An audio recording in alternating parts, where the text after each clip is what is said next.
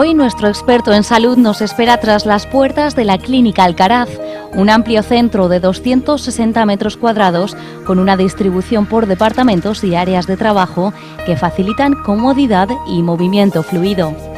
Hace 25 años comenzaron con su primera clínica en la ciudad, con dedicación exclusiva a la periodoncia, y fueron incorporando progresivamente la cirugía de implantes, tratamientos especializados y técnicas más actualizadas, fruto de la investigación y desarrollo tecnológico constantes.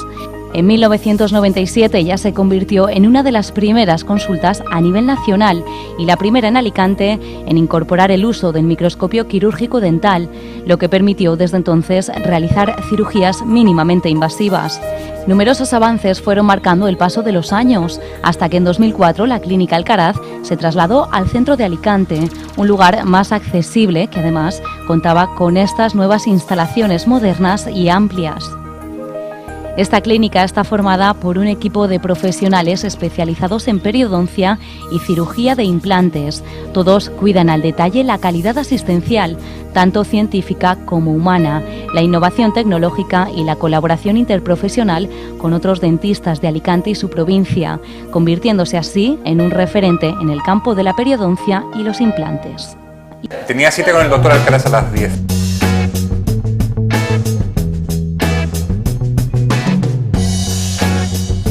Por aquí, por favor. De acuerdo. Pase a esta sala.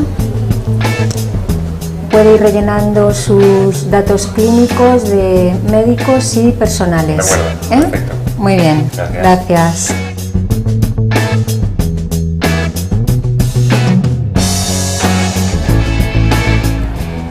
Buenos días, señor Pereira. Encantado, mucho gusto. Igualmente. Puede sentarse, por favor.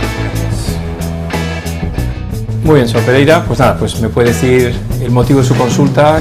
Me da la impresión que tengo algunas muelas un poco sueltas. Con un poquito de movilidad. Un poquito de movilidad, sí, exactamente. Y me preocupa porque eso ya... Mis padres también tuvieron ese tipo de problemas e incluso han tenido pérdidas de dientes.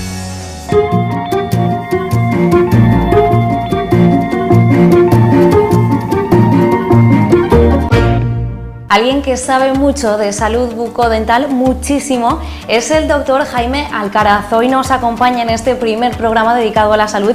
Muchas gracias, Jaime, por estar con nosotros. Vamos a hablar de salud bucodental y hemos querido contar con una persona que sabe mucho de esto porque, por una parte, es director de la Clínica Alcaraz, que está aquí en Alicante, ¿no? Y que se dedica pues, a todos estos asuntos, ¿no? Que hablábamos. Y por otra parte, es miembro, a ver si lo digo bien, de la BQDC, Best Quality Center Denter. Es una asociación internacional, ¿no? Exactamente. Best Quality Dental Center es una asociación recientemente presentada en Madrid en los medios de comunicación, precisamente el miércoles 19 del mes de septiembre pasado. Es una asociación de momento de la península ibérica, tanto de España como de Portugal, que cuenta actualmente con 32 socios, 31 en España y 1 en Portugal, y que en un futuro, dentro de unos meses, irá extendiendo a otros países europeos como Italia, Francia y Alemania, donde ya hay contactos para ir incorporando nuevos miembros a esta Asociación Internacional de Clínicas Dentales.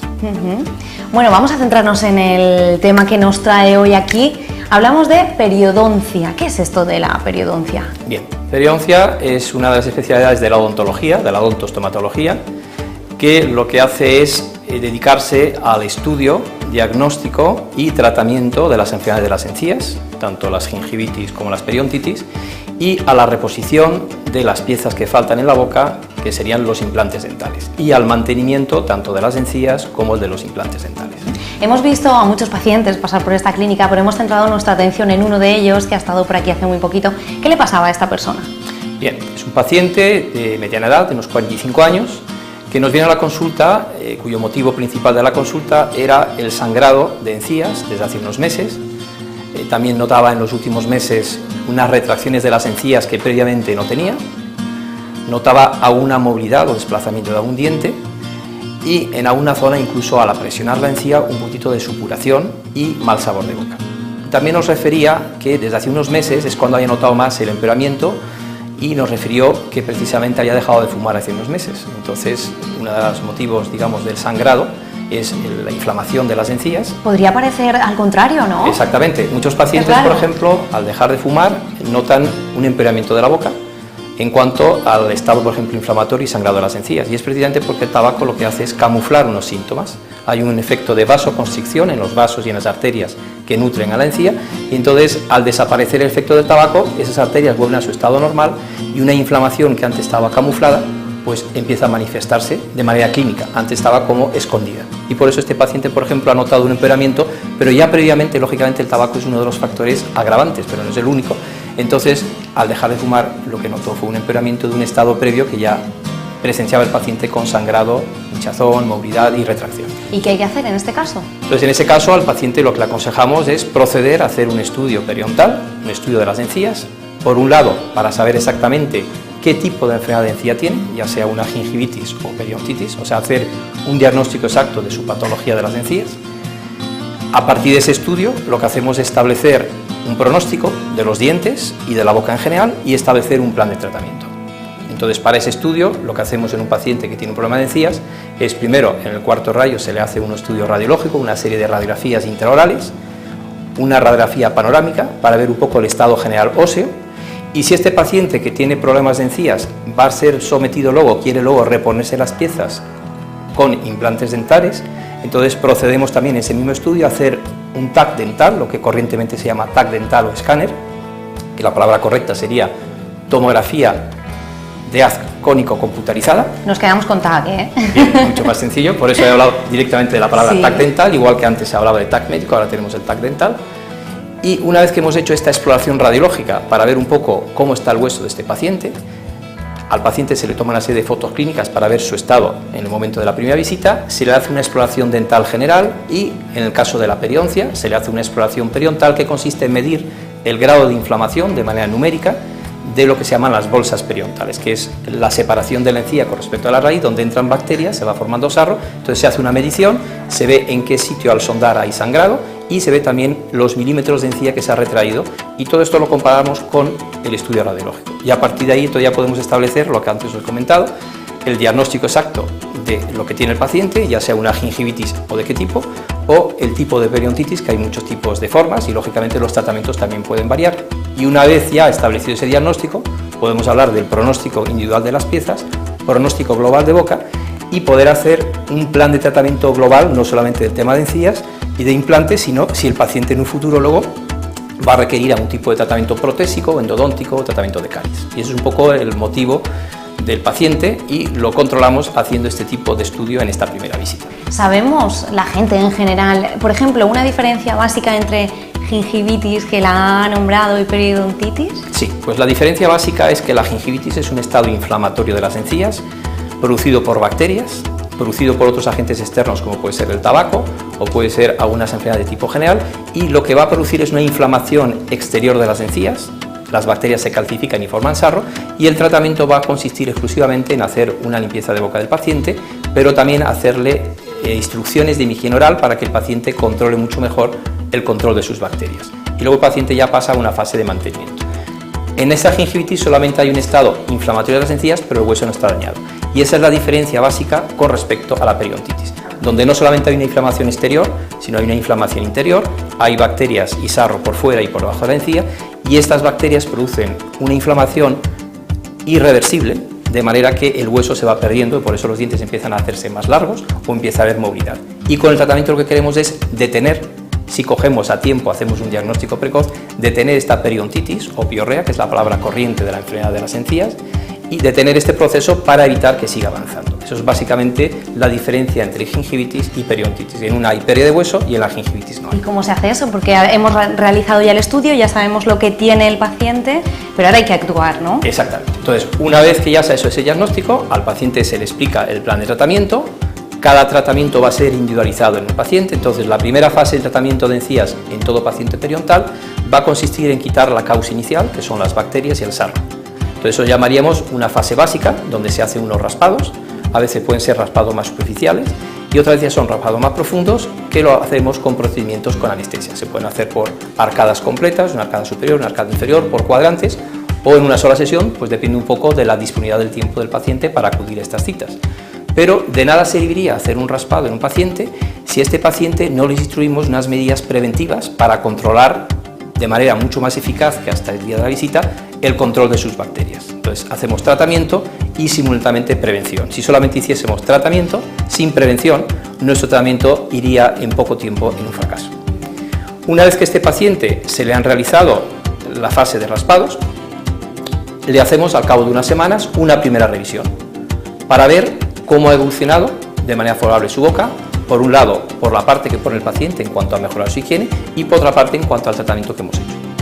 También hay otros factores como pueden ser factores generales, enfermedades como la diabetes, que lógicamente si un paciente es diabético, eso ya lo hablaremos en otro programa, es muy importante que el paciente controle perfectamente su diabetes porque puede agravar el pronóstico de una pieza o de una boca.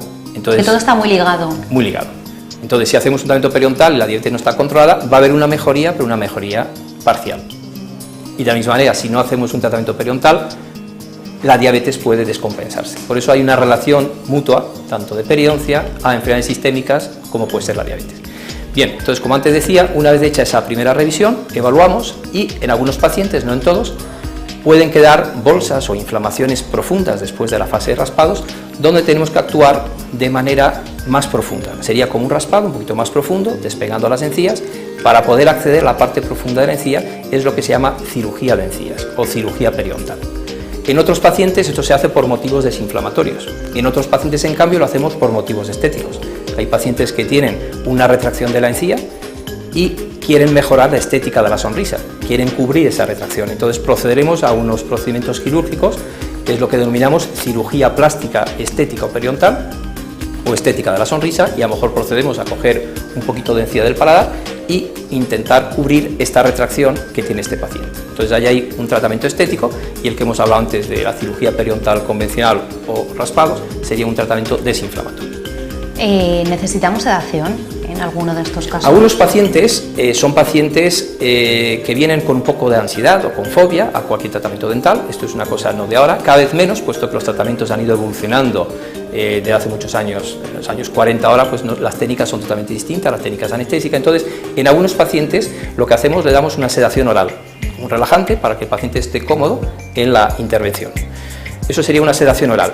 En otros pacientes donde con la sedación oral no sería suficiente, pues algunos pacientes minusválidos, algunos pacientes que tienen ciertas enfermedades cardíacas o generales donde tenemos que controlar o monitorizar los signos vitales del paciente, y en este caso ya tenemos la coordinación con un anestesista especialista, un médico especialista en anestesia y reanimación, que nos va a monitorizar el paciente va a estar despierto, pero con una sedación intravenosa. Es lo que se llama vigilancia anestésica monitorizada, controlada por un anestesista, y vamos a proceder a hacer la misma intervención que hacemos con sedación oral o sin sedación, con sedación intravenosa. Pero eso sería solamente en algunos casos puntuales donde veamos que el paciente lo solicita o de nosotros por, digamos, indicación médica queremos hacer esa monitoría.